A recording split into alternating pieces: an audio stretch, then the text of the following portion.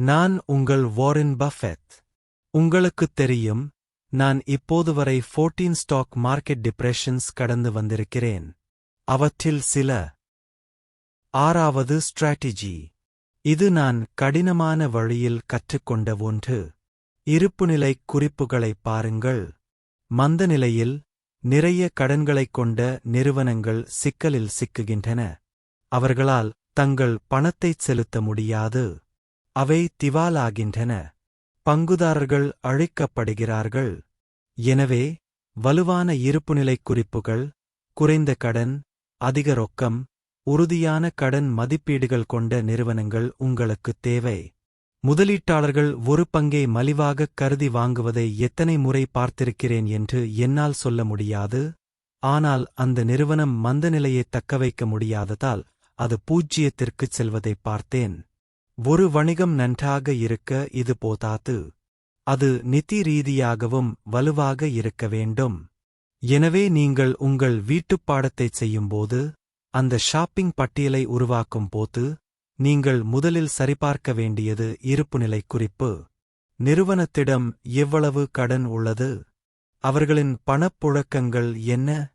வருவாய் 30% குறைந்தாலும் அவர்களால் தங்கள் கடனை அடைக்க முடியுமா? பதில் இல்லை என்றால் தொடருங்கள். வேறு ஒரு நிறுவனத்தைக் கண்டறியவும். ஏனெனில் மந்தநிலையில் என்ன நடக்கிறது என்பது இங்கே. பலவீனமான நிறுவனங்கள் போராடுவதில்லை, மறைந்துவிடும். மேலும் வலுவான நிறுவனங்கள், அவை சந்தைப் பங்கை எடுத்துக்கொள்கின்றன. அவை வலுவடைகின்றன. எனவே நீங்கள் வலுவானவற்றை, உயிர் பிழைத்தவர்களை, வெற்றியாளர்களை சொந்தமாக்க விரும்புகிறீர்கள். நான் உங்களுக்கு ஒரு குறிப்பிட்ட உதாரணம் தருகிறேன். 2008 நெருக்கடியின் போது நான் முக்கிய வங்கிகளைப் பார்த்தேன். அவர்கள் அனைவரும் சிரமப்பட்டனர். அவர்கள் அனைவரும் பெருமளவில் சரிந்தனர். ஆனால் சிலவற்றில் மற்றவர்களை விட வலுவான இருப்புநிலைக் குறிப்புகள் இருந்தன. உதாரணமாக, ஜேபி மோர்கன் சேஸ், ஜேமி டிமோன் அந்த வங்கியை பழமைவாதமாக நடத்தினார். அவர்களிடம் மூலதனம் இருந்தது. அவர்களிடம் பணப்புழக்கம் இருந்தது.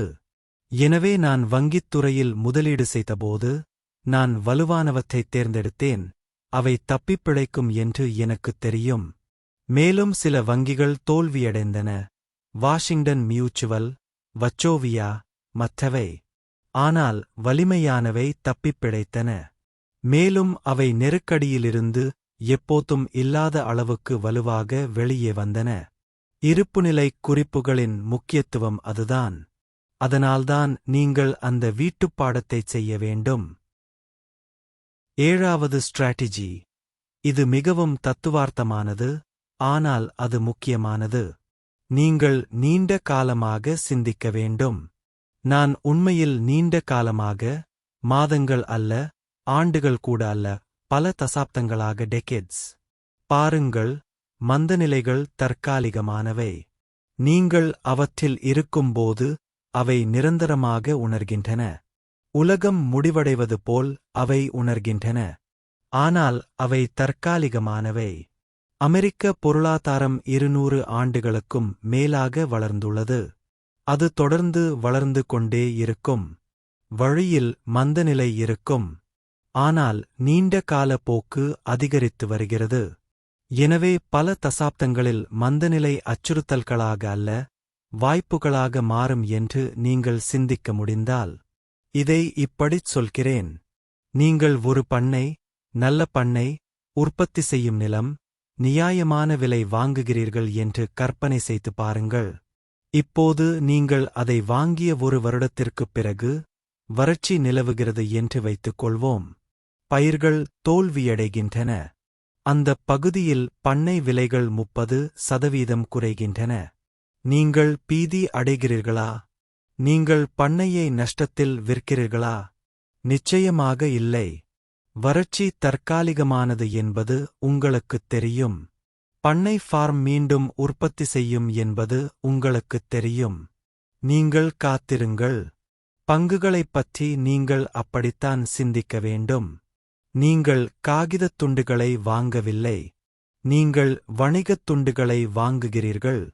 அவை நல்ல வணிகங்களாக இருந்தால் தற்காலிக பின்னடைவுகள் ஒரு பொருட்டல்ல, நீண்ட கால மதிப்புதான் முக்கியம். நான் 1988 இல் கோகோ கோலாவை வாங்கினேன். அப்போதிருந்து எங்களுக்கு பல மந்தநிலைகள் இருந்தன. தொழில்நுட்ப குமிழி, நிதி நெருக்கடி, தொற்றுநோய். அவற்றில் ஏதேனும் ஒன்றின் போது நான் விற்றேனா? இல்லை, ஏனென்றால் நான் நீண்ட காலத்திற்கு கோக் வாங்கினேன். நான் அதை வாங்கினேன் ஏனென்றால் நான் வணிகத்தில், பிராண்டில் நம்பிக்கை வைத்திருந்தேன். இன்று அந்த முதலீடு நான் செலுத்தியதை விட பல மடங்கு மதிப்புடையது, ஏனென்றால் நான் பீதி அடையவில்லை. நான் விற்கவில்லை. நான் நீண்ட காலத்திற்கு நினைத்தேன். உங்களுக்குத் தெரியும், எனக்குப் பிடித்த மேற்கோள்களில் ஒன்று என் ஆசிரியர் பென் கிரஹாமின் வார்த்தை. அவர் கூறினார், பங்குச் சந்தை குறுகிய காலத்தில் ஒரு வாக்குப்பதிவு இயந்திரம், ஆனால் நீண்ட காலத்திற்கு ஒரு எடையிடும் இயந்திரம். அவர் சொன்னது என்னவென்றால், குறுகிய காலத்தில் பங்கு விலைகள் உணர்ச்சி, பயம், பேராசை, பீதி, பரவசம் ஆகியவற்றால் இயக்கப்படுகின்றன. ஆனால் நீண்ட காலத்தில் பங்கு விலைகள் வணிகத்தின் உண்மையான மதிப்பு, வருவாய், பணப்புழக்கங்கள், அடிப்படைகளை பிரதிபலிக்கின்றன. எனவே நீங்கள் ஒரு நீண்ட கால முதலீட்டாளராக இருந்தால், வாக்குப்பதிவு இயந்திரத்தைப் பற்றி நீங்கள் கவலைப்பட வேண்டாம். நீங்கள் எடையிடும் இயந்திரத்தில் கவனம் செலுத்துகிறீர்கள்.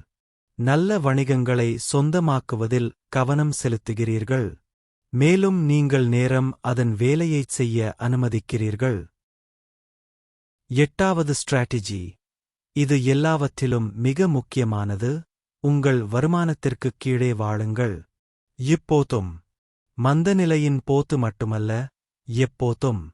ஏனென்றால், நீங்கள் சம்பளத்திலிருந்து சம்பளத்திற்கு வாழ்கிறீர்கள் என்றால், நீங்கள் சம்பாதிக்கும் அனைத்தையும் செலவிட்டால், நீங்கள் சேமிக்க முடியாது. நீங்கள் முதலீடு செய்ய முடியாது. நீங்கள் தயாராக முடியாது. மந்தநிலை வரும்போது, நீங்கள் பாதிக்கப்படக்கூடியவர். ஒரு சம்பளம் தவறவிட்டீர்கள், நீங்கள் சிக்கலில் இருக்கிறீர்கள். நான் 1958 முதல் முறை வீட்டில் வசித்து வருகிறேன். அதே வீடு. அது ஒரு நல்ல வீடு, என்னை தவறாக எண்ணாதே. ஆனால் அது ஒரு மாளிகை அல்ல, இது ஆடம்பரமானது அல்ல. நான் ஒரு வழக்கமான கார் ஓட்டுகிறேன். எனக்கு ஒரு படகு சொந்தமில்லை. நான் விலையுயர்ந்த கலைப்பொருட்களை சேகரிப்பதில்லை. அந்த பொருட்களை என்னால் வாங்க முடியாது என்பதால் அல்ல, எனக்கு அவை தேவையில்லை என்பதால். அவை என்னை மகிழ்ச்சியடையச் செய்வதில்லை. எனக்கு மகிழ்ச்சியைத் தருவது பாதுகாப்பு. நிதிப் பாதுகாப்பு. என்ன நடந்தாலும் நான் நன்றாக இருப்பேன் என்ற அறிவு. என் குடும்பம் நன்றாக இருக்கும். அது உங்கள் வருமானத்திற்குக் கீழே வாழ்வதன் மூலம் வருகிறது. நீங்கள் செலவழிப்பதை விட அதிகமாக சேமிப்பதன் மூலம். வித்தியாசத்தை முதலீடு செய்வதன் மூலம். எனவே இதிலிருந்து நீங்கள் வேறு எதையும் எடுக்கவில்லை என்றால், இதை எடுத்துக் கொள்ளுங்கள். எளிமையாக வாழுங்கள், தீவிரமாகச் சேமிக்கவும், புத்திசாலித்தனமாக முதலீடு செய்யவும். மந்தநிலை பேரழிவுகளுக்குப் பதிலாக வாய்ப்புகளாக மாறும். இப்போது வாழ்க்கை முறை பணவீக்கம் பற்றி நான் உங்களுக்குச் சொல்கிறேன். இது மக்கள் எல்லா நேரத்திலும் விழுவதை நான் காணும் ஒரு பொறி. அவர்கள் சம்பள உயர்வு பெறுகிறார்கள், பதவி உயர்வு பெறுகிறார்கள், உடனடியாக அவர்கள் தங்கள் வாழ்க்கை முறையை மேம்படுத்துகிறார்கள். பெரிய வீடு, அழகான கார், அதிக விலையுயர்ந்த விடுமுறைகள். திடீரென்று அவர்கள் முன்பு இருந்ததை விட அதிகமாக சேமிக்கவில்லை. அவர்கள் அதிகமாக செலவு செய்கிறார்கள். உங்கள் வருமானம் அதிகரிக்கும் போது செய்ய வேண்டிய புத்திசாலித்தனமான விஷயம், உங்கள் வாழ்க்கை முறையை அப்படியே வைத்து வித்தியாசத்தை சேமிக்கவும். அப்படித்தான் நீங்கள் செல்வத்தை உருவாக்குகிறீர்கள். அப்படித்தான் நீங்கள் மந்தநிலைக்கு தயாராகிறீர்கள். பல ஆண்டுகளாக நான் பலரை அறிந்திருக்கிறேன். அதிக வருமானம் ஈட்டுபவர்கள், மருத்துவர்கள், வழக்கறிஞர்கள், நிர்வாகிகள், வருடத்திற்கு லட்சக்கணக்கான டாலர்கள் சம்பாதிக்கிறார்கள். ஆனால் அவர்கள் எதையும் சேமிக்கவில்லை, ஏனென்றால் அவர்கள் அதையெல்லாம் செலவிடுகிறார்கள்.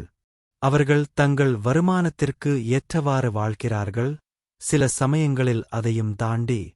மந்தநிலை வரும்போது, அவர்கள் வேலையை இழக்கும்போது அல்லது சம்பளக் குறைப்பு எடுக்கும்போது, அவர்களுக்கு எந்த சேவிங்ஸ் இல்லாததால் அவர்கள் நெருக்கடியில் உள்ளனர்.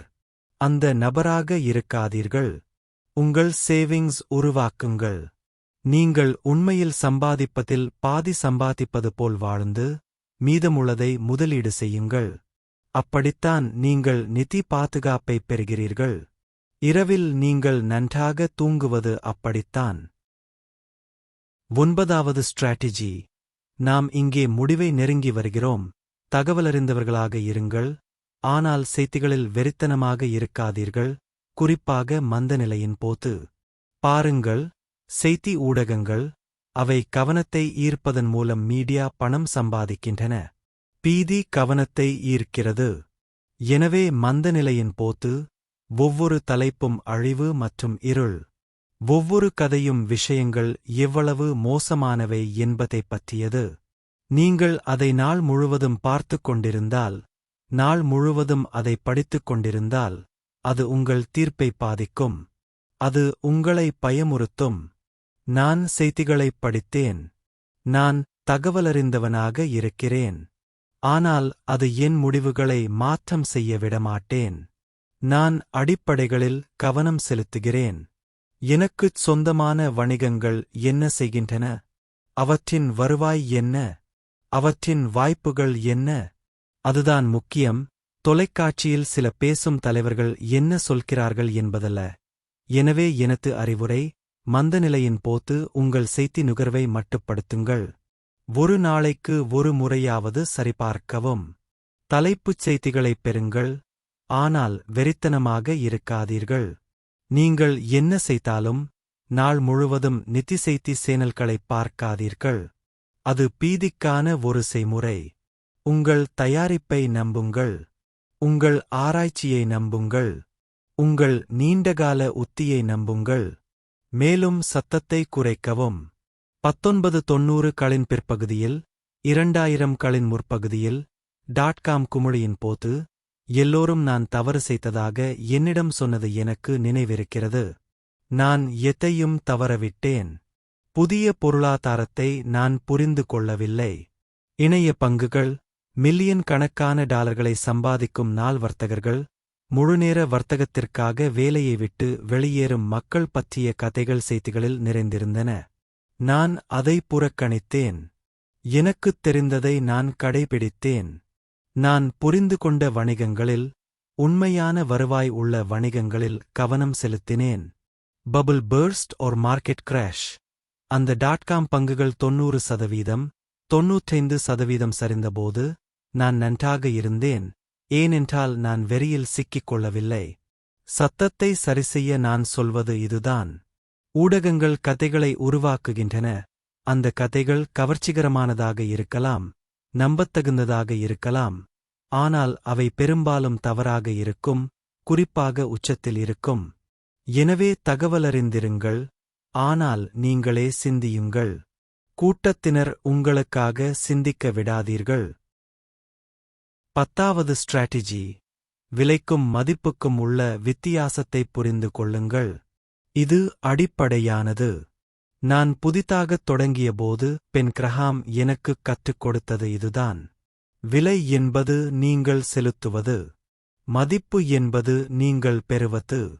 மந்தநிலையின் போது ஸ்டாக் மார்க்கெட் கிராஷ். விலைகள் குறையும். சில நேரங்களில் அவை நிறைய குறையும், ஆனால் நல்ல வணிகங்களின் அடிப்படை மதிப்பு, அது அவ்வளவு குறையாது. எனவே நீங்கள் இந்த இடைவெளியைப் பெறுவீர்கள். இது விலைக்கும் மதிப்புக்கும் இடையிலான துண்டிப்பு, அதுதான் உங்கள் வாய்ப்பு. இதை நான் இப்படி விளக்குகிறேன். ஆண்டுக்கு $10 மில்லியன் தொடர்ந்து சம்பாதிக்கும் ஒரு வணிகத்தை கற்பனை செய்து பாருங்கள். நல்ல காலங்களில், பங்குச்சந்தை அந்த வணிகத்தை $150 மில்லியனாக மதிப்பிடக்கூடும். ஆனால் மந்தநிலையின் போது, பங்கு விலை $80 மில்லியன் அல்லது $60 மில்லியனாக குறையக்கூடும். வணிகம் இன்னும் $10 மில்லியனை நெருங்கி சம்பாதித்தாலும், அதுதான் இடைவெளி. விலை குறைந்தது, ஆனால் மதிப்பு கிட்டத்தட்ட அவ்வளவாகக் குறையவில்லை. அந்த இடைவெளி அதிகமாக இருக்கும்போது நீங்கள் வாங்க முடிந்தால், விலையும் மதிப்பும் மீண்டும் ஒன்றிணையும்போது, இடைவெளி மூடும்போது நீங்கள் அசாதாரண வருமானத்தைப் பெறுவீர்கள். அதுதான் மதிப்பு முதலீடு வேல்யூ இன்வெஸ்டிங். அதைத்தான் நான் என் முழு வாழ்க்கையிலும் செய்திருக்கிறேன். மந்தநிலை மிகப்பெரிய இடைவெளிகளை, சிறந்த வாய்ப்புகளை உருவாக்குகிறது. எனவே விலையைத் தாண்டிப் பார்த்து, அதில் கவனம் செலுத்த உங்களை நீங்களே பயிற்றுவிக்க வேண்டும். அவர் மதிப்பு. இந்த வணிகம் உண்மையில் என்ன மதிப்புக்குரியது? அடுத்த 10 ஆண்டுகள், 20 ஆண்டுகளில் அது என்ன சம்பாதிக்கும்? அந்தக் கேள்விகளுக்கு நீங்கள் பதிலளிக்க முடிந்தால், தற்போதைய பங்கு விலை அவ்வளவு முக்கியமல்ல.